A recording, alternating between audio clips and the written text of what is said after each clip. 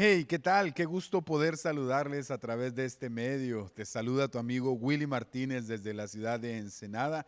Y es para mí un privilegio poder participar con esta conferencia de su retiro espiritual, de jóvenes de Castillo del Rey Brisas. Estoy por demás agradecido y honrado por la extensión que he recibido de poder compartir con ustedes una palabra de parte de Dios. Pastor Sergio, muchas gracias a cada uno de los líderes y a cada una de las familias de esta preciosa iglesia.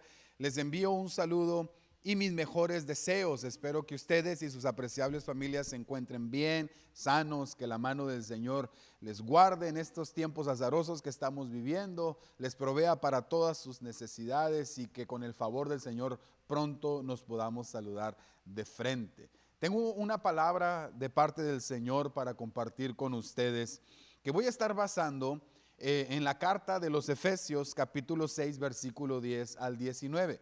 Yo he titulado a esta conferencia o esta plática, si así lo quieres ver, cosas esenciales. Cosas esenciales. Y voy a estar hablando de este famoso pasaje en donde el tema es la armadura de Dios. A partir del versículo 10 del capítulo 6 de Efesios hasta el versículo 19 le voy a dar lectura. Dice: por último, fortalézcanse con el gran poder del Señor. Pónganse toda la armadura de Dios para que puedan hacer frente a las artimañas del diablo, porque nuestra lucha no es contra seres humanos, sino contra poderes, contra autoridades, contra potestades que dominan este mundo de tinieblas, contra fuerzas espirituales malignas en las regiones celestes. Por lo tanto, pónganse toda la armadura de Dios para que puedan resistir hasta el fin con firmeza en el día malo. Manténganse firmes y ceñidos con el cinturón de la verdad, protegidos por la coraza de justicia y calzados con la disposición de anunciar el evangelio de paz. Además de todo esto, tomen el escudo de la fe, con el cual puedan apagar todas las flechas encendidas del maligno. Tomen el casco de la salvación y la espada del Espíritu, que es la palabra de Dios, y oren en el Espíritu en todo momento con peticiones y ruegos. Manténganse alerta y perseveren en oración por todos los santos. Déjenme hacer una oración. Señor, para ti no hay distancia, para ti no hay problema en tocar a cada una de las personas en donde quiera que ellas se encuentren. Permite que esta plática sea de bendición, de edificación, de confrontación para cada uno de los que la han de ver, Señor, y ser ministrada a través de ella. Añade bendición a nuestras vidas por medio de tu bendita palabra, para que este tiempo de retiro espiritual sea un tiempo de refrigerio y de fortaleza para cada uno de tus hijos del grupo de jóvenes de Castillo del Rey Brisas. Amén y amén. Cosas esenciales. Hoy que todo mundo está hablando de lo que es y no es esencial durante la época, durante una pandemia, yo quiero hablarte de cosas que la Biblia cataloga como esenciales para los cristianos en nuestro diario caminar. En los días buenos, en los días malos y en los días más malos, estas cosas son esenciales. Cuando el apóstol Pablo escribió esta carta a la iglesia de Éfeso, entre sus múltiples intereses, él quería que a los creyentes les quedara muy claro que en el momento de que ellos abrazaron un estilo de vida nuevo, basado en el modelo de Cristo y radicalmente diferente a lo que ellos estaban acostumbrados, en ese mismo momento se iba a desatar todo un sistema de fuerzas espirituales que les presentaría oposición. El apóstol Pablo quiere que ningún creyente ignore que a causa de su posición en Cristo va a vivir en un constante asedio, en un constante conflicto contra el reino de las tinieblas. Y por ello, él utiliza una de sus metáforas favoritas para describir a los cristianos. ¿Sabes cuál es esa metáfora? Soldados. Sí, para el apóstol Pablo, entre otras muchas cosas, el cristianismo es militancia. El cristiano es alguien que ha sido reclutado para formar parte del ejército de Cristo, para avanzar el reino de los cielos, el cual se va a enfrentar con un antagonista que es el reino de las tinieblas. Por eso el apóstol Pablo hace un especial énfasis en que el cristiano tiene que estar vestido, revestido con lo que él llama la armadura de Dios. Ahora, quiero que me presten atención en unos detalles que me llamaron mucho, captaron mucho mi atención. En dos ocasiones, en estos versículos que leímos, el apóstol Pablo recomienda, bueno, no recomienda, más bien ordena tomar toda la armadura de Dios, portarla por completo. En el versículo 11 dice: tomen toda la armadura de Dios para que puedan hacer frente a las artimañas del diablo. Y en el versículo 13 dice: para que cuando llegue el día malo puedan resistir hasta el fin con firmeza. Entonces, en el versículo 11 y versículo 13 se nos repite la misma orden. Tenemos que portar toda la armadura de Dios. La armadura debe de ser portada por completa. De nada nos sirve ponernos unas piezas y otras no. ¿Sí? La idea que busca transmitir el apóstol Pablo con estas órdenes es que no debemos dejar áreas sin cobertura de nuestra vida. ¿Sabes por qué? Porque las áreas indefensas siempre van a ser el blanco favorito del enemigo. Te lo repito, las áreas indefensas de nuestra vida espiritual siempre van a ser el blanco favorito del enemigo de nuestras almas. Y me viene a la mente la historia mitológica de aquel héroe griego famoso porque fue fundamental en la batalla de Troya, según la narrativa de la mitología, aquel hombre que se llamaba Aquiles. Alguno quizá ha escuchado su historia. La leyenda, que es mitológica, dice que su madre quiso revestir a ese niño cuando nació de inmortalidad. Por eso le llevó a un lugar llamada la laguna Estigia, en el que, según estas creencias, ¿verdad?, revestían de inmortalidad a cualquiera que fuera mojado con esas aguas. Entonces su madre, cuando llegó a ese lugar, tomó al bebé por el talón, por el calcañar, ¿verdad?, y lo sumergió de cabeza casi completamente para que este niño fuera inmortal, casi indestructible. El único problema es que el único espacio de su cuerpo que quedó sin mojar en esas aguas fue precisamente aquel lugar por el cual le sujetaba a su madre. Bueno, la leyenda de este hombre se hizo grande, era un gran guerrero, invencible, podía con cualquier guerrero, con cualquier ejército, y la batalla de Troya estaba decantándose a favor de los griegos y de todos estos aliados gracias a las destrezas y fortalezas de Aquiles, hasta que un guerrero llamado París le disparó con una flecha envenenada que fue a darle en el único lugar indefenso que no había sido revestido de inmortalidad, en el famoso talón de Aquiles, y hasta ahí terminó la leyenda. Algo así me imagino que el apóstol Pablo busca transmitir por medio de la premura con que nos dice: debemos portar toda la armadura de Dios. No dejen áreas indefensas, no dejen huecos de debilidad por donde se pueda filtrar algún ataque del enemigo que pueda ocasionar estragos en su vida. Entonces, la idea que busca transmitirnos es que no debemos dejar áreas en nuestra vida sin cobertura. Ahora, tan importante como entender que estamos inmersos en medio de un conflicto espiritual, en medio de una batalla, tan importante como entender eso es entender la naturaleza de la batalla que estamos librando. ¿Ok?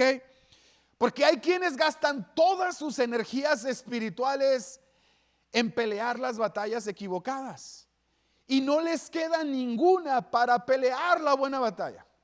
Hoy día se están peleando diferentes batallas, el mundo está en conflicto, hay muchas batallas ideológicas, políticas, sociológicas, espirituales, hay muchísimas batallas, pero hay una sola batalla que dice la Biblia es la buena batalla, es la que nosotros fuimos llamados a pelear. Y según lo que dice el apóstol Pablo, esa batalla es espiritual. En el versículo 12 nos recuerda que no luchamos contra carne y sangre, dice. Otra versión dice: no peleamos, nuestra lucha no es contra gente de carne y hueso, sino contra principados, contra potestades, contra autoridades espirituales que se encuentran situadas en regiones celestes. Y es de vital importancia que entendamos la naturaleza de la lucha que estamos enfrentando, porque sabes que aunque hay personas que son adversas a nuestra fe, Hay personas que son adversas al pensamiento cristiano, no obstante, ellos no son nuestros adversarios. Nuestra lucha no es contra carne y sangre. Nuestra lucha no es contra personas de carne y hueso. Nosotros estamos enfrentados con las estructuras que están detrás, con los poderes que están detrás, con el espíritu, los espíritus que han cautivado los pensamientos y los corazones de las personas que Dios ama y quiere salvar y quiere integrar en su reino, lo mismo que hizo con nosotros. Esto es importantísimo. El reino de los cielos, el reino al que pertenecemos, no puede ni debe de ser impuesto por la fuerza humana, sino a través del poder del Espíritu Santo. ¿Sí? Allá en el libro del profeta Zacarías hay una palabra que dice que no es con espada ni es con ejército, la obra de Dios se hace a través del poder del Espíritu. Amén. Entonces el reino de Dios es influencia, no es dominio, no puede ser impuesto, solamente puede ser avanzado a través de la obra y de la fuerza del Espíritu Santo. Algo que tiene que quedarnos muy claro, chicos, es que el mundo en el que vivimos no es el paraíso. Vivimos en un mundo caído. El mundo es un lugar hostil. Y nosotros, la iglesia, los cristianos, fuimos llamados a crear colonias del cielo aquí en la tierra, a anunciar la victoria de Cristo y la venida de su reino. Y este llamado desde luego que va a generar toda clase de resistencia, va a generar toda clase de conflicto y confrontación. Pero en un mundo como en el que estamos viviendo, un mundo afectado por la caída del hombre, el caos es la normalidad. El año 2020 nos está recordando que el mundo no es perfecto. A veces creemos que el mundo es color de rosa, pero años como este, que esperemos que no se repitan, vienen a recordarnos, ¿verdad?, que este mundo todavía es imperfecto, que está en el proceso de la redención, que está en el proceso de la renovación llamado la nueva creación. Pero en un mundo como en el que vivimos, el caos es la normalidad, los conflictos son de esperarse, los días malos se van a presentar y el enemigo de nuestras almas siempre va a estar acechándonos y las fuerzas del mal siempre van a presentar resistencia. Esto es normal, no es la excepción. Esto es lo que hemos de esperar solamente por haber dicho que sí al llamado de Jesús, por decir que Jesús es nuestro Señor. Por lo tanto, no debemos olvidar nuestra vocación, no debemos olvidar nuestro llamado, no debemos olvidar para qué estamos aquí en la tierra. Así que Pablo, el apóstol, describe por medio de la metáfora de la armadura de Dios, que está basada en las armaduras que utilizaban los soldados romanos de su época, que eran fáciles de ver en cualquier ciudad que se encontrara subyugada bajo el imperio, como lo era la ciudad de Éfeso, a donde estaba dirigida esta carta. Entonces, cuando ellos están escuchando, o más bien cuando están leyendo la descripción que el apóstol Pablo hace de la armadura de Dios, la imagen mental que les está transmitiendo es la de los soldados que ellos ven todos los días patrullar las calles de su ciudad. Pero a los creyentes de todas las épocas, también el Espíritu Santo nos está recordando que hemos sido reclutados como soldados de Cristo y que estamos en guerra contra el reino de las tinieblas. Por tal razón es esencial, es de vital importancia vestirnos como soldados de Cristo. En otras palabras, portar la armadura de Dios completamente. Amén. Entonces, cada uno de los elementos que el apóstol Pablo procede a describir de la armadura de Dios son las cosas esenciales de las que te quiero hablar en los próximos minutos. Número 1.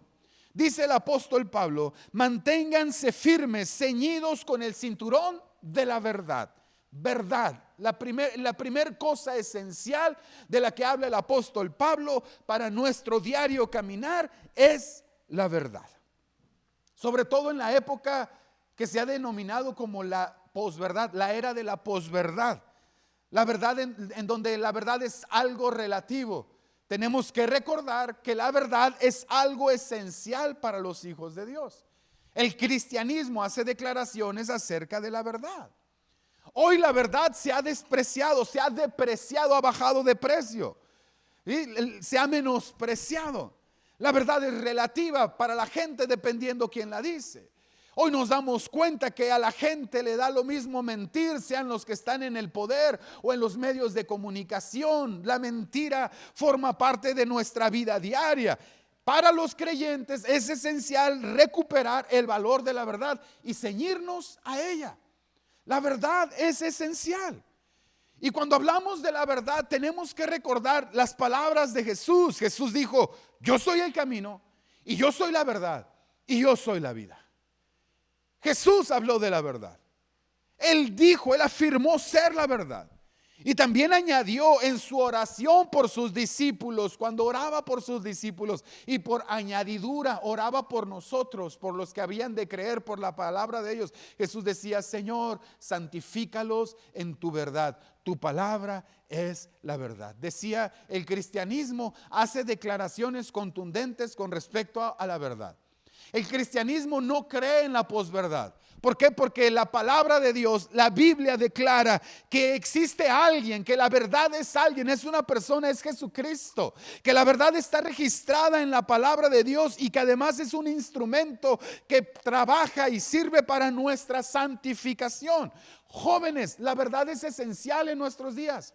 La verdad es esencial en tu diario caminar. Puedes estar rodeados de mentiras, de apariencias, de diferentes argumentos, pero si tú has decidido seguir el camino de Jesucristo, debes de ceñirte con el cinturón de la verdad para mantenerte firme.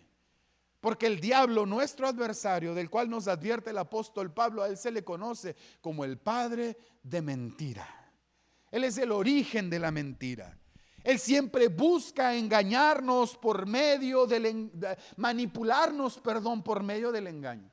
Ese es su trabajo. Y cuando habla mentira, dice Jesús, de lo suyo habla, es su lenguaje nativo, está hablando en su lengua. A eso se dedica, a engañar, a mentir, a manipular. ¿Sí? Y es muy efectivo haciéndolo. Es el padre de mentira. Él busca mentir a la humanidad sobre la naturaleza de Dios. Busca convencer a la humanidad que Dios no existe, o que si Dios existe no les importa lo que nos pase, que no es tan bueno como nos han hecho creer. Y si no puede ganarnos con el argumento en contra de la existencia de Dios, busca engañarnos con respecto a nuestra naturaleza. Eres demasiado malo como para que Dios te acepte. Eres demasiado pecador, eres demasiado sucio, qué sé yo. Él siempre busca engañarnos. Él es padre de mentira. Por eso dice el apóstol Pablo: manténganse firmes, bien ceñidos con el cinturón de la verdad. El Proverbios 23 nos dice: compra la verdad y no la vendas. La verdad es un cinturón con que nos ceñimos las vestiduras en los hijos de Dios. Amén.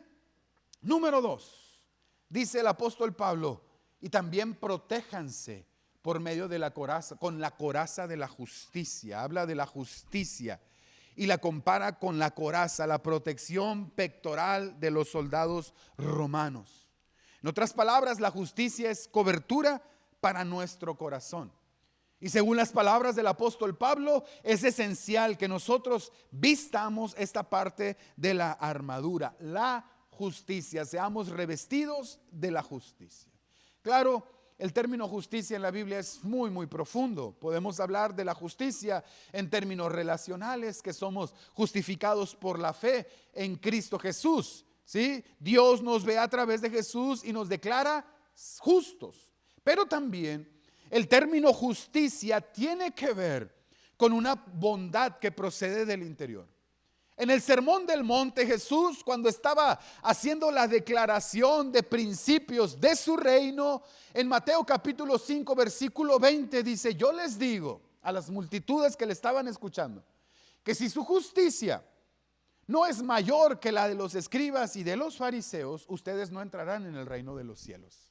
¡Wow! Y conforme va desarrollando este pensamiento, nos damos cuenta que Jesús está anteponiendo o comparando la vida de soberbia que buscaba aparentar, la vida de apariencia de los escribas y fariseos que buscaba ganarse el aplauso público, con una bondad que Jesús buscaba producir y que surgiera desde el interior. Esa es la justicia del reino. Es muy probable que al escuchar la frase entrar en el reino de los cielos, muchos pensemos, lo primero que nos venga en mente es la idea de la vida después de la muerte, pero no es eso de lo que Jesús está hablando en el Sermón del Monte. Jesús está hablando y nos está ordenando la justicia del reino que aquí nos ordena practicar, tiene que ver con esta vida, no con la que está por venir.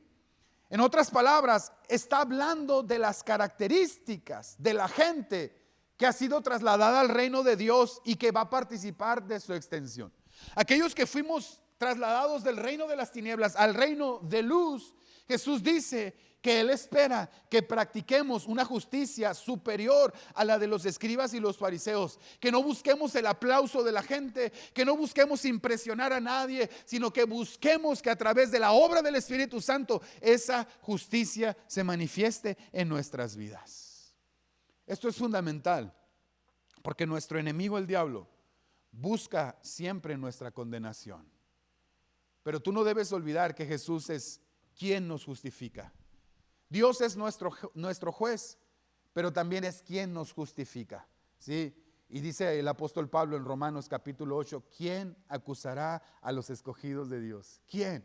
Si Jesús es nuestra justicia, si Dios es la justicia nuestra, gracias a nuestra posición de justos en la fe, podemos practicar la justicia del reino para que nuestro entorno sea permeado por esa luz que procede de nuestro interior y que es obra del Espíritu Santo. Por eso, una de las prioridades para los creyentes, para los hijos de Dios, algo esencial es buscar el reino de Dios y su justicia.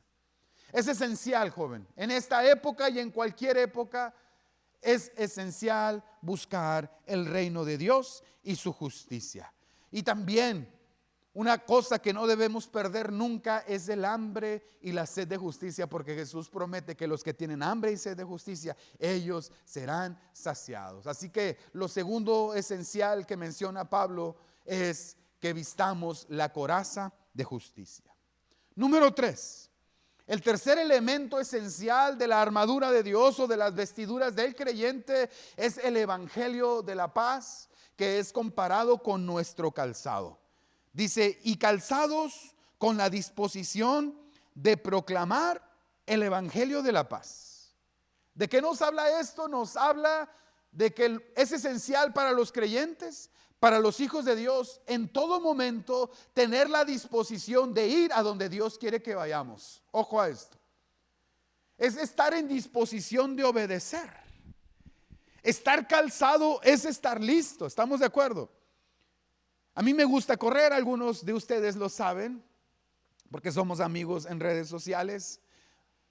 Y a veces en la mañana, cuando todavía no logro juntar todas las energías para ir y hacer el entrenamiento que me toca, hay un punto crucial en donde ya se decide si voy o no voy, y es cuando me pongo los tenis. Si ya me puse los tenis, ya es 100% seguro que me voy a ir a correr. Pero si antes, en la batalla se da antes de ponérmelos, ¿verdad? Porque cuando ya tengo los tenis puestos es seguro que tengo la disposición de ir a correr. No lo crean, me gusta mucho, pero se batalla. Sí, se batalla. Entonces, estar calzado es tener la disposición de ir. Sobre eso dice el profeta Isaías en el capítulo 52, versículo 7, precisamente hablando de pies y hablando de calzado.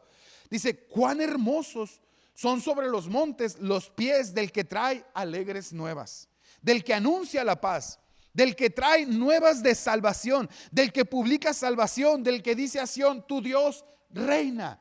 Isaías 52, versículo 7. Entonces, chicos, es esencial también que nos volvamos portadores de buenas noticias. Ojo a esto, portadores de buenas noticias. En una sociedad dividida por cuestiones políticas, religiosas, culturales, sociales, raciales, en tiempos tan revueltos como los que estamos viviendo, en donde la gente está peleando por una y mil cosas, los creyentes, los cristianos, tenemos que estar bien calzados, prestos para ir, pero no nada más para ir, sino para ir y anunciar el mensaje del evangelio de la paz. Esto es fundamental, la paz es fundamental. Los cristianos no debemos dejar de calzarnos con la paz del evangelio. El llamado es a convertirnos en mensajeros de paz en medio de un mundo en conflicto. A ellos, dice Jesús, son bienaventurados los pacificadores, porque ellos serán llamados hijos de Dios. Sobre eso dice el apóstol Pablo, que eso incluso es un ministerio, se le conoce como el ministerio de la reconciliación. En 2 Corintios capítulo 5 versículo 18 dice: y todo esto proviene de Dios, quien nos reconcilió consigo mismo a través de Cristo y nos dio el ministerio de la reconciliación, no de la división. Esto quiere decir que en Cristo Dios estaba reconciliando al mundo consigo mismo sin tomarles en cuenta sus pecados, y que a nosotros nos encargó el mensaje de la reconciliación. Ojo, así que somos embajadores en nombre de Cristo, como si Dios rogara por medio de ustedes. En nombre de Cristo les rogamos, reconcíliense con Dios. ¿Sabías tú que este es el ministerio que todos los cristianos compartimos? Todos los cristianos tenemos el ministerio de la reconciliación. Una vez que hemos sido reconciliados con Dios, nuestro llamado ahora es a ayudar a que el mundo se reconcilie con Dios. Dios ya hizo lo suficiente, lo necesario en la obra de Cristo para que se rompa toda barrera de enemistad entre el hombre y Él. Ahora a nosotros nos corresponde ir y anunciarle a la gente: ¡hey, vuélvanse a Dios! Reconcíliense con Dios. Les conviene estar en buenos términos con Dios. No necesitan vivir en conflicto, no necesitan vivir en guerra, no necesitan vivir de esa manera. En la mesa de Jesús hay abundancia de paz. Seamos embajadores de buenas nuevas. Somos llamados, hermanos, a procurar la paz entre Dios y los hombres por medio del evangelio, pero también a crear espacios donde sea posible la paz entre los seres humanos. Eso debe de ser la iglesia, o la célula de estudio, o el lugar en donde se encuentre un cristiano. Crear espacios seguros en donde la paz del evangelio alcance a más personas. Sobre ellos Jesús dice: bienaventurados los pacificadores, porque ellos serán llamados hijos de Dios. Número 4. Cuarta cosa esencial en las vestiduras de un hijo de Dios: la fe. Dice Pablo: sobre todo esto, tomen el escudo de la fe, con el cual puedan apagar todas las flechas encendidas del enemigo. Fíjate qué interesante. Me llama mucho la atención desde el principio que dice: sobre todo tomen el escudo de la fe. Hay un énfasis bien interesante. Sobre todo tomen el escudo de la fe, porque con él van a poder apagar todas las flechas encendidas del enemigo. Pablo compara a la fe como un escudo, como protección contra los proyectiles que son lanzados, encendidos en nuestra contra. ¿Sí? Te decía que la armadura que el apóstol Pablo describe hace referencia a las que utilizaba el ejército romano en su tiempo, ejército que fue la gran potencia militar por cerca de 3 siglos. ¿Sí? Y el escudo al que se hace referencia, en especial aquí, era un rectángulo grande como de 1,20 m de largo y 75 centímetros de ancho, que todos los soldados tenían que portar. Y entre muchas cosas, el ejército romano llegó a ser famoso porque tenía una táctica muy efectiva de defensa con el escudo. Fíjate que cuando los enemigos comenzaban a lanzar flechas u otros proyectiles a distancia, los soldados cerraban filas en formación rectangular, hacían un rectángulo, ¿verdad? Y con los escudos había cobertura a los lados, pero todos los soldados que quedaban en medio tenían que poner los escudos a forma de techo, de manera que parecía una gran tortuga. Así se le llamaba esa formación: testudo en latín, tortuga en español. Y gracias a esta formación el ejército podía avanzar. Les estuvieran lanzando flechas y lanzas y dardos encendidos hasta que podían llegar a los lugares en donde podían neutralizar el ataque del enemigo. El resultado a vistas era como un formidable tanque humano que prácticamente era indestructible. Entonces el apóstol Pablo compara la fe del creyente como un escudo de protección contra los dardos de fuego de Satanás. Los dardos de fuego de Satanás. Los proyectiles con fuego eran en tiempos del Imperio Romano una de las armas más formidables y mortíferas. Podían tratarse de flechas con fuego en la punta, o las conocidas como dardos, que eran hechos de cañas con una estopa y combustible prendidos en la punta para prender fuego a las estructuras defensivas de los ejércitos. Y Pablo está describiendo al enemigo de nuestra alma, junto con sus fuerzas del mal, como alguien que constantemente nos está disparando dardos encendidos para quemarnos, para dejar marcas permanentes en nuestra vida, para deformar nuestra identidad. Por eso nos dice, sobre todo, porten el escudo de la fe. Jóvenes, señoritas, hermanos, amigos que me escuchan, Primera de Juan capítulo 5 versículo 4 dice que todo lo que es nacido de Dios vence al mundo. Y esta es la victoria que ha vencido al mundo. ¿Sabes cuál es? Nuestra fe. La fe es tu escudo. No te puedes dar el lujo de bajar tu escudo, ni en esta época, ni cuando las cosas se calmen, ni en los tiempos de la nueva normalidad, ni en los tiempos post pandemia. El escudo siempre lo tenemos que traer bien presto, siempre tenemos que estar bien afirmados en nuestra fe, bien agarrados en nuestras convicciones, porque si no se pueden filtrar los dardos de fuego del enemigo y dejar marcas permanentes en nuestra vida. Me encanta en el libro de los Hebreos, en el capítulo 11, cuando se describe a los héroes de la fe, llega un punto en donde el autor dice: ¿y qué más diré? Pues el tiempo me faltaría para hablar de Jefté, de Sansón, de Barak, de Gedeón, de David, de Samuel y los profetas. Y dice: quienes por la fe conquistaron reinos, y por la fe hicieron justicia, y por la fe obtuvieron promesas, y por la fe cerraron bocas de leones, y por la fe apagaron fuegos impetuosos, y por la fe escaparon del filo de espada. Siendo débiles, se hicieron fuertes en la batalla, pusieron en fuga a ejércitos extranjeros. Todo gracias a que tenían bien tomado el escudo de la fe. Número 5. Quinto elemento esencial de la armadura de Dios: el casco o el yelmo. Dice el apóstol Pablo: tomen el yelmo de la salvación. El yelmo es referencia a lo que nosotros conocemos como casco, la protección que va en la cabeza del soldado. Y esto, el casco, además de protección, es una señal de estar bajo autoridad. Sí, esto es importante, es señal de estar bajo cobertura. Pero simbólicamente podemos decir que se trata de cobertura para nuestra cabeza, para nuestros pensamientos.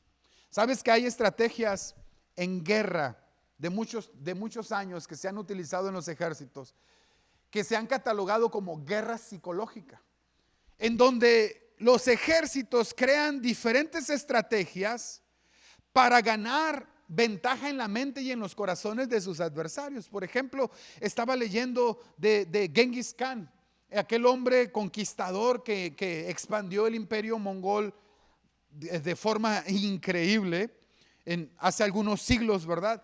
Dice, él era muy famoso por emplear la guerra psicológica para asustar a sus enemigos, porque sabía que un enemigo asustado era más fácil de vencer.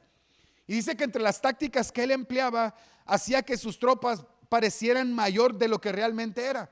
Por ejemplo, durante los asedios nocturnos, hacía que cada soldado tomara 3 antorchas para que desde las murallas de las ciudades parecieran más soldados los que les estaban asediando.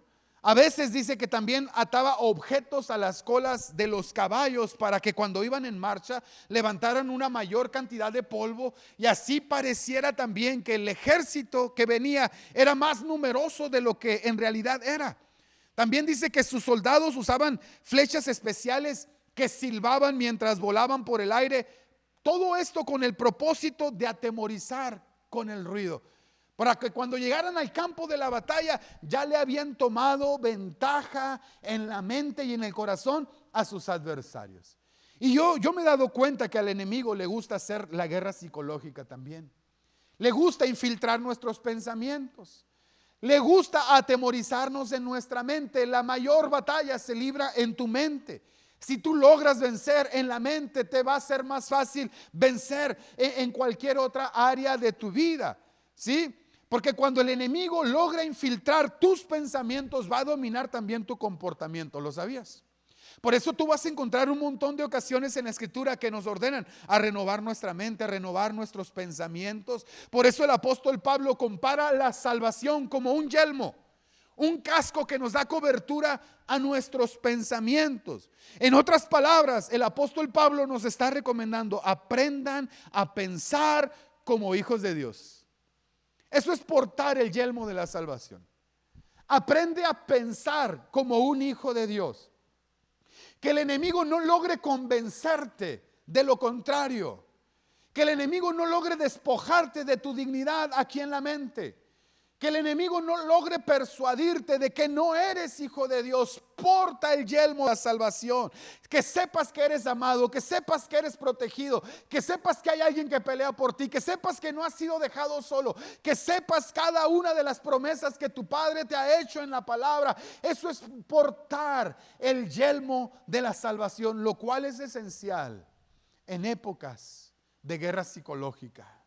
¿Sabes? He leído tanto que pasando la pandemia del coronavirus se prevé que va a venir otra pandemia, pero de secuelas psicológicas, de ansiedad, de trastornos mentales, a causa del encierro, a causa de las pérdidas, a causa del luto, de todas las situaciones en las que nos hemos sido envueltos en este tiempo tan triste que nos ha tocado vivir. Se está previendo una gran ola de personas que van a padecer en su mente. El enemigo está peleando la guerra psicológica. Por eso hoy más que nunca es esencial que tú vistas el yelmo de la salvación, que des cobertura a tus pensamientos. Amén. Siguiente, número 6. Dice el apóstol Pablo: y también tomen la espada del Espíritu, que es la palabra de Dios. Es esencial que tengas la palabra de Dios en tu vida, porque la Biblia la compara como la espada del Espíritu. Es esencial que te llenes de la palabra de Dios. Hoy que todo el mundo está pidiendo recomendaciones, ¿verdad? De qué ver en Netflix o en Amazon Prime o en alguna de las muchas plataformas que hay, porque como de repente nos encontramos con tanto tiempo libre, ya no sabemos qué hacer. Ya se acabaron una serie y una película y un entretenimiento. Muchachos que ya son nivel legendario en FIFA 2021, acaba de salir y ya le dieron la vuelta. Bueno, no sé cómo esté ese asunto de los videojuegos. Estoy un poco desactualizado, pero sí veo a mis contactos en redes sociales que hacen alarde de que tienen demasiado tiempo y pocas cosas que hacer. Te voy a decir que una de las cosas más importantes y esenciales que un hijo de Dios tiene que hacer, no solo en época de pandemia, sino en todas las épocas, es llenarnos de la palabra de Dios. Llénate de la palabra de Dios. No estoy condenando el entretenimiento, porque yo también tomo mis dosis a veces. Pero lo que sí quiero que te quede claro es que el entretenimiento, sin ser malo en sí, no te va a abonar nada en tu vida espiritual. Y a la hora del conflicto, cuando nos toca enfrentar el día malo o cuando el enemigo venga para querernos engañar, el entretenimiento no te va a servir de nada, no te va a defender, no te va a dar un argumento. En cambio, cuando estamos llenos de la palabra de Dios, el Espíritu toma esa palabra para pelear por nosotros.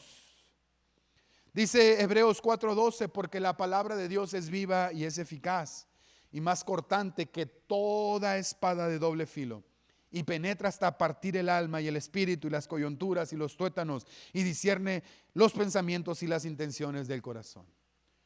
A medida que somos llenos de la palabra de Dios, le estamos entregando al Espíritu Santo herramientas para nuestra transformación interna y para que nos defienda, y para que nos cambie, y para que nos ayude, y para que nos capacite para vivir en victoria. Quizá esta cuarentena ha venido a demostrarnos a muchos lo que ya sospechábamos, que si no estudian la Biblia con seriedad y con profundidad, no era por falta de tiempo, sino por falta de interés. Pero Pablo dice que para el soldado de Cristo es esencial tomar la palabra de Dios, que es la espada del Espíritu. Y no estoy hablando de solamente leer por leer. No estoy hablando solamente de memorizar, lo cual es bueno. Estoy hablando de ir más profundo, estoy hablando de indagar, estoy hablando de escudriñar, estoy hablando de preguntar, estoy hablando de comernos la Biblia, pues comernos la palabra de Dios, comer el maná diario, porque esto debe de ser una porción diaria. La gente en el desierto, los israelitas en el desierto, solo les era permitido tomar la porción del día. Lo que tomaban para el día siguiente ya no les servía. La palabra de Dios tenemos que comerla en porciones diarias y nutritivas para que nuestra alma se fortalezca, porque está escrito: no solo de pan vivirá el hombre. Ponle: no solo de pan vivirá el joven, sino de toda palabra que sale de la boca de Dios. Y pregunta el salmista: ¿y con qué limpiará el joven su camino? Con guardar tu palabra. El Espíritu Santo toma de nuestro interior solo lo que está allí dentro. Y si no nos vamos a llenar de palabra, si no nos llenamos de la Biblia no nos puede ayudar. Escúchame, si no te estás llenando de Biblia, la Biblia no te puede ayudar. Para que el Espíritu Santo pueda venir en tu ayuda en el día malo o contra las artimañas del enemigo, tú necesitas estar lleno para que Él tenga de dónde agarrar. Yo hago una pregunta: si no conoces el libro de Dios, ¿cómo conocerás al Dios del libro? Es esencial entonces para nuestro diario caminar y para las luchas que estamos enfrentando, tomar y llenarnos de la palabra de Dios. Y número 7, este es un elemento de la armadura de Dios que a menudo pasamos por alto o no se le menciona como tal.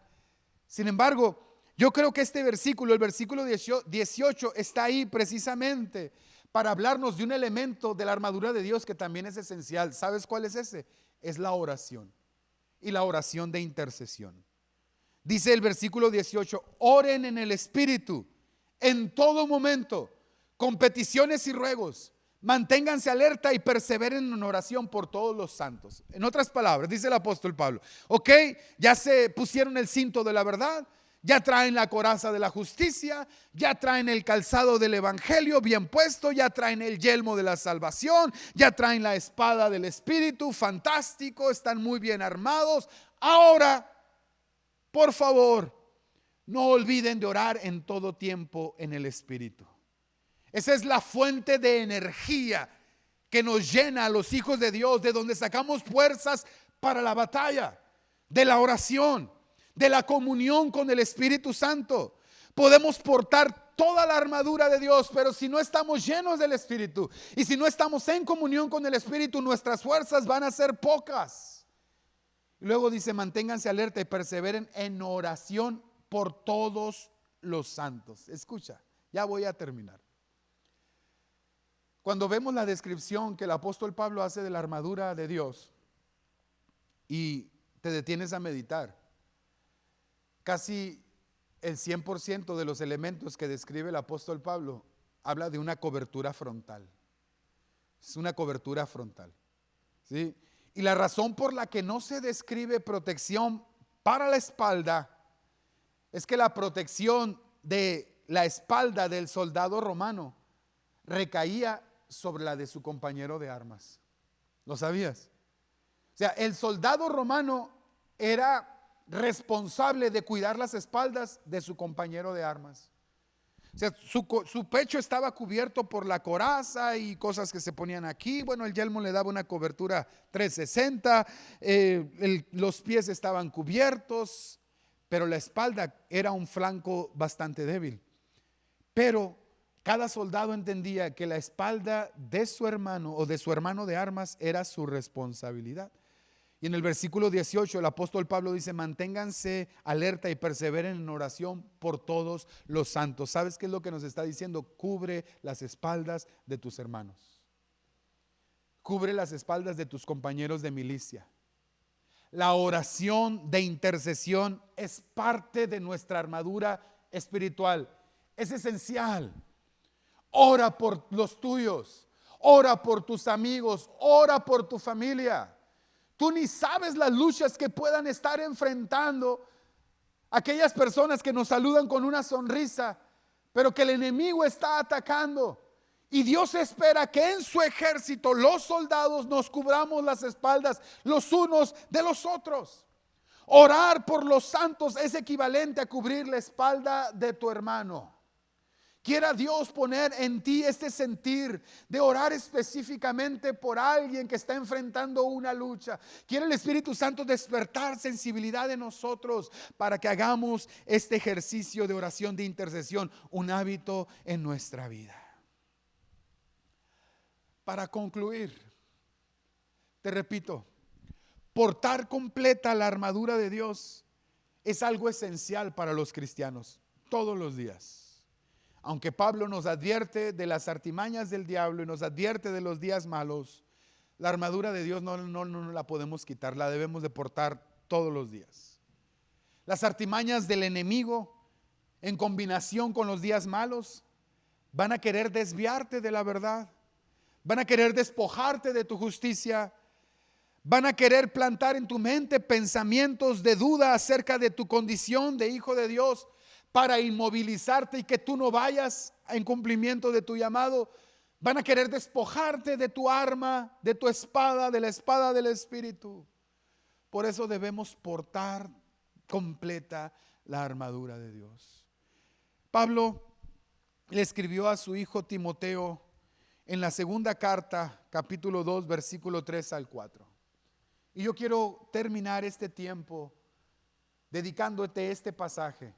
Joven, señorita, que me estás escuchando en esta conferencia, te digo de parte de Dios, tú por tu parte, sufre penalidades como un buen soldado de Jesucristo, porque ninguno que milita se enreda en los negocios de la vida a fin de agradar a aquel que le tomó por soldado.